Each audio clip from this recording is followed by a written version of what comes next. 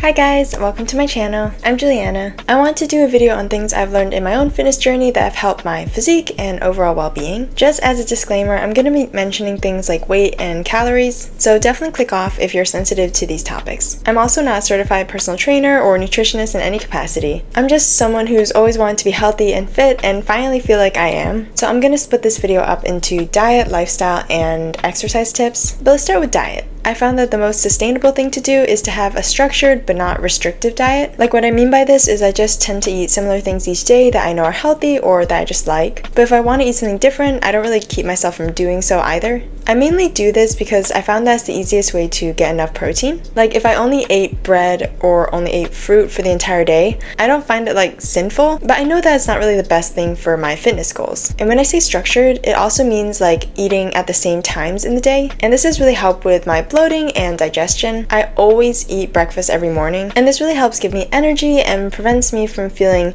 starved and wanting to overeat later in the day. And in terms of not having a restrictive diet, I really eat all foods now. Of course, there are foods that I prefer more than others, but I used to label foods as either being good or bad, and I would feel a lot of shame or self-loathing if I ate something on the bad list. So making this shift to accepting all foods has really been a game changer. Like, I eat things like crackers and cereal every day just because I like them. And obviously my diet doesn't only consist of processed foods, but I guess that's the whole point of balance. I crave both my fruits and vegetables and my crackers and bread equally. Once these foods are no longer off limits, they kind of lose their magic and just become something tasty but not to die for. In terms of diets, I pretty much experimented with every single one in the past, and one of them I tried is intermittent fasting. Now, I think fasting is actually so great for things like cellular renewal and autophagy. Having breaks between eating really allows your digestive system to rest and repair, and it prevents your insulin from always getting spiked. I know that some people also fast for religious reasons, and I mean, there's a huge community for it online, so please don't come for me. At the end of the day, do whatever you want to do and what makes you feel your best. But from a mental standpoint, I personally found it too restrictive. Like, the shorter I made the window, the more inclined I would feel to binge. And it really wasn't that I was hungrier, it was just this mental sense of food scarcity that made me develop this unhealthy mindset.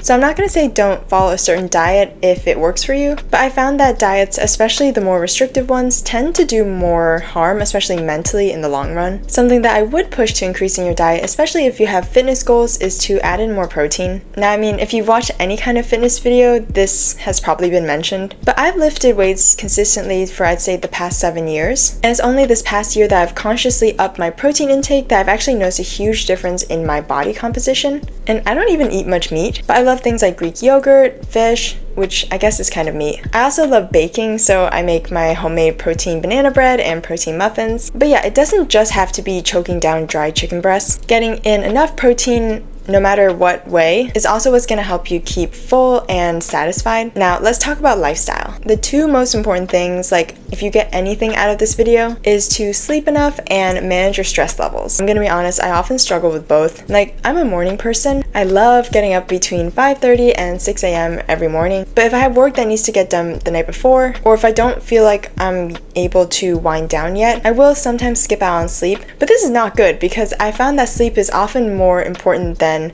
your specific diet or exercise, at least in the sense of your overall well-being. It also affects both diet and exercise to a high degree. Like, when I'm sleep deprived, I tend to eat a lot more to keep myself going, and I don't perform nearly as well at the gym. I think it's because sleep is where your body does all the maintenance and repairing, so when I don't sleep enough, I found that I lose muscle mass even if I'm lifting the same amount of weight in the gym. And in terms of stress, I think stress and digestion are heavily connected. So even if we eat healthy, if we're super stressed, we can't necessarily absorb all of the nutrients. I mean, let's be honest, when we're stressed, we rarely tend to eat that healthy. So it's kind of like a vicious cycle. I also get really bad bloating when I'm stressed. I don't know if that's the case for anyone else. Something that I found that really helps lower my stress is to go to dance class. I mean, workout classes can be good too, but something about dance is so cathartic. I also like walking by the river or going to parks, but I mean, that's only in good weather. Otherwise, it's honestly more stress. Let me think, what else? I've done meditation as well, and even just writing out everything that I'm thinking in my head to just get it out. I think there's a lot of ways to de-stress, even if it's just catching up with a friend and venting. So I'd say just choose one that works for you. Okay, we've made it to the third part of this video, which is the exercise portion. Before I even start on which kinds of exercises I do,